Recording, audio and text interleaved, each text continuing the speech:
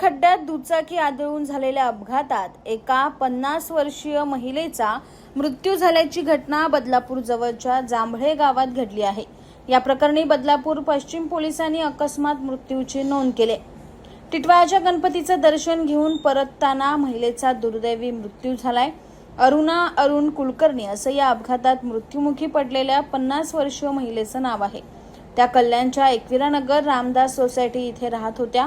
28 जून रोजी रात्री त्या मुलगा प्रतीक कुलकर्णी यांच्यासोबत दुचाकीवर टिटवाळ्याच्या गणपतीचं दर्शन घेण्यासाठी गेल्या होत्या।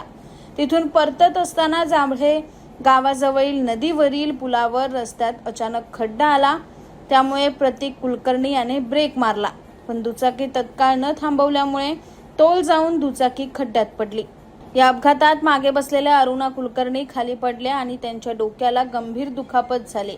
त्यांना तातडीने बदलापूरच्या उपजिल्हा रुग्णालयात नेण्यात आले, मात्र डॉक्टरांनी त्यांना मृत घोषित केले।